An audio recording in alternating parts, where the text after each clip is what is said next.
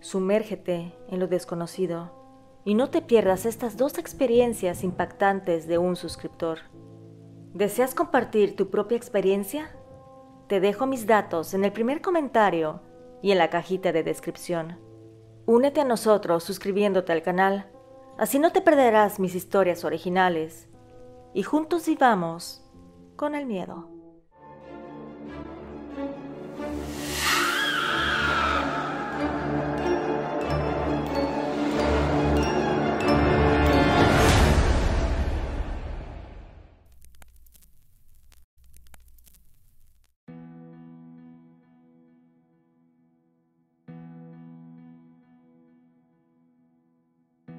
Mi nombre es Johnny.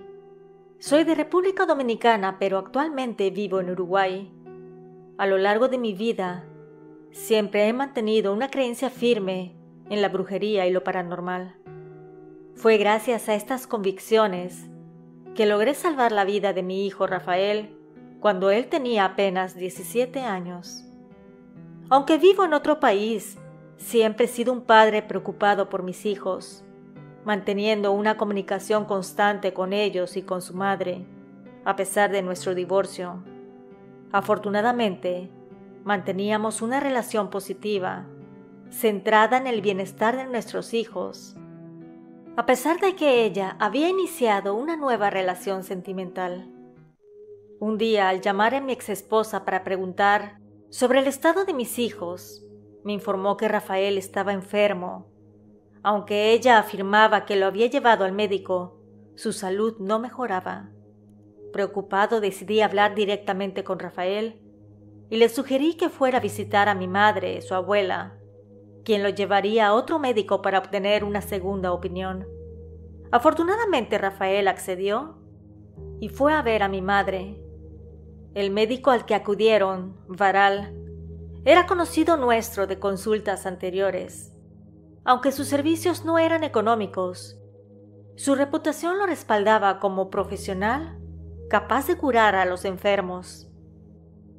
Tras una exhaustiva evaluación, Varal ordenó una serie de análisis, placas y estudios médicos. Todos indicaron que mi hijo gozaba de plena salud. En ese momento, una sensación de inquietud se apoderó de mí. Yo sentía que algo no cuadraba en la situación. Decidí profundizar en la búsqueda de respuestas. Le llamé a Varal para entender mejor la situación y descubrí que sus diagnósticos y tratamientos estaban siendo desafiados por alguna fuerza escapada del ámbito médico convencional. Fue entonces cuando, guiado por mis creencias en lo sobrenatural, en la brujería, comencé a considerar la posibilidad de que la enfermedad de Rafael tuviera un origen más allá de lo científico. La incertidumbre sobre la salud de mi hijo persistía a pesar de los exhaustivos estudios médicos que se le realizaron. 5 meses transcurrieron sin encontrar respuestas claras y mi hijo continuaba sufriendo, especialmente durante las noches, cuando los síntomas se intensificaban, según mi exesposa.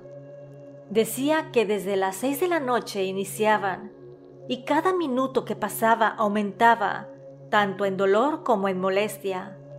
Tosía más seguido y su sueño era truncado por aquellos síntomas. Para esa época iba a viajar a mi país, visitaría a mi madre en República Dominicana. Esto era porque mi madre desgraciadamente padecía cáncer terminal. Así que este viaje se convirtió en un giro crucial en esta historia de brujería que afectaba a mi hijo. Al llegar a casa y ver a Rafael, noté su aspecto preocupante y delgado. Yo me sentía muy afligido, así que decidí que debía de llevarlo a otro médico para una tercera, cuarta o quinta opinión. La verdad que fuimos a tantos doctores que perdí la cuenta. Mi hijo fue sometido a más análisis, esta vez en otro hospital de alta calidad en Cristo Rey. El diagnóstico inicial apuntaba a neumonía, pero la radiografía de sus pulmones mostró algo sorprendente. No había rastro de enfermedad, No mostraba indicio de líquido que estuviera lastimando sus órganos. Este desconcierto llevó al médico a derivarlo a un especialista de enfermedades complejas. Me imagino que has escuchado que dicen que una de las armas de la brujería es que las personas no crean en ella. Bueno, eso sucedía en casa. Yo creo que la brujería sí existe. No la utilizo para hacer el mal, no, pero de vez en cuando voy a hacerme alguna limpieza. Así que les decía que lleváramos a Rafael, a que lo curaran, a que vieran qué tenía. Pero siempre mi familia me ponía trabas. Además, él no ponía de su parte. Incluso me di cuenta de que no se tomaba los medicamentos, porque una noche entré a su habitación y vi una bolsa de farmacia. Al revisar pude observar las cajas cerradas y todas las pastillas en su interior. Le cuestionaba al respecto, pero él simplemente no decía nada. Yo estaba dolido y frustrado. Mi hijo no ponía de su parte y además mi familia negaba la situación. Creo que eso también era parte del mal que tenía en el cuerpo. Por azares del destino hablé con una de mis amigas de la ciudad. Le conté lo que estábamos pasando, de mi muchacho que parecía varita de nardo, que él no ponía de su parte y solo estaba deprimido. Así que mi amiga decidió venir a la casa dizque a saludarme. Cuando lo vio, inmediatamente me dijo que lo llevara con un brujo. Me decía que eso no era normal. Entonces, no sé si sea buena suerte o tal vez mano divina, llegó una de mis tías a visitar a mi madre y vio a Rafael. Me dijo que inmediatamente se tenía que llevar al chico a Baní. Ese es un lugar donde hay personas que curan. Me dijo que parecía que mi hijo tenía un muerto y que si no se hacía algo al respecto, se lo iban a llevar. También dijo que ya sea que yo lo llevara o ella, Rafael tenía que atenderse. Yo le cuestioné si tenía alguna dirección donde acudir. Ella me dijo que sí. Me la escribió en un papel y me dijo que preguntara por Enrique. Cuando llegué al lugar indicado, pregunté por él. Aquel hombre me recibió, pero se me quedó viendo. Curiosamente tenía un porte extravagante. Estaba fumando y vestía con ropas rojas con verde. Yo entré y su mirada seguía clavada en mí. Preguntó mi nombre. Yo le dije que me llamaba Johnny. Después de unos segundos me dijo que yo tenía a alguien que siempre me cuidaba, como un ángel, tal vez a alguien que había fallecido y me tenía cariño. En eso volteó a ver a mi hijo. Al verlo inmediatamente, le empezó a describir sus síntomas, eso sin conocerlo ni haber hablado con él. Le dijo de la tos, de los desvanecimientos y demás achaques que padecía, además de que sabía que le habían hecho miles de estudios, pero estos no arrojaban algún resultado. Mi hijo le dijo que era cierto. Enrique le dijo que lo iba a ayudar, que le daría unas instrucciones que debía de seguir para curarse, pero que las tenía que seguir al pie de la letra y con mucha fe. Había que comprar 5 velas. Posteriormente, con su uña, marcarlas como si fuera una espiral, girando de arriba abajo como si fuera un resorte. También tenía que hacerse unos baños con unas hierbas, que si todo esto lo hacía con fe, mejoraría hasta curarse. Dijo que este trabajo de brujería que tenía mi hijo era dirigido a mí, pero como yo estoy protegido no me afectó, así que rebotó a la persona que más quería. Al encender las velas, éstas se consumieron rápidamente, pero en vez de consumirse de manera normal, quedando solo la parte de metal de abajo, se derritieron formando cosas extrañas, quedaron deformes, y las llamas se movían de manera inusual. Rafael se dio los baños según lo indicado, y como a la semana mi hijo ya estaba completamente curado. Yo pagué miles de dólares en consultas médicas, y solo fue dinero tirado a la basura. Sabía en mi interior que lo que tenía mi hijo era brujería. pero por alguna razón la gente me detenía. No lo podía llevar cuando sentí la necesidad de hacerlo de manera inmediata. Sin embargo, reaccioné a pesar de la incredulidad de la familia, gracias a mi amiga y tía que vieron lo que los demás no podían. Al día de hoy, mi muchacho está sano y jamás recayó en aquel mal nuevamente. Pasó el tiempo y hace casi 4 años recibí un mensaje por WhatsApp que cambió mi vida. Mi hijo Rafael me informaba en tono preocupado que su madre, mi exesposa, había sido internada debido a problemas de salud, que estuvo en el hospital varios días y después la dieron de alta, pero la mala suerte parecía perseguirla.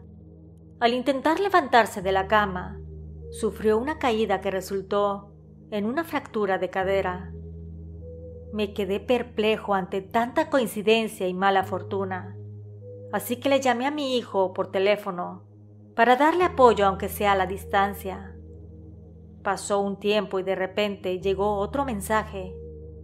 Mi hijo me decía que le tuvieron que cortar el cabello a su madre. Yo recuerdo que ella lo tenía largo y hermoso, pero al ver las fotos que él me mandó, podía notar que su cabello estaba seco, quebradizo y sin vida.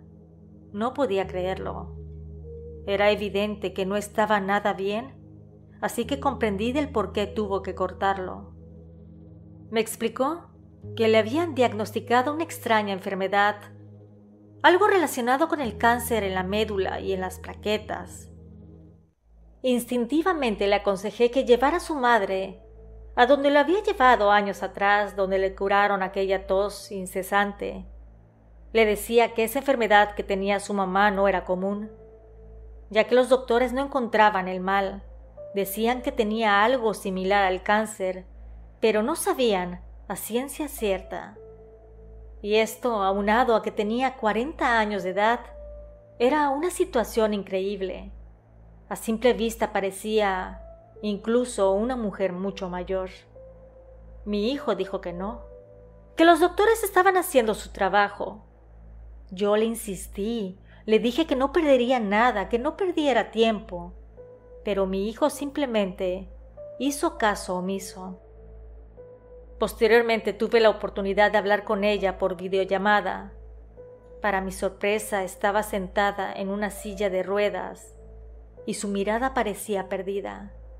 Intenté hablarle sobre su situación, pero ella se sumergió en la oración. Decía cosas como que quería que la perdonaran, o hablaba como si fuera un murmullo religioso. Me inquietó mucho el verla así. Como te habíamos dicho, teníamos una buena relación, así que decidí meterme más a fondo.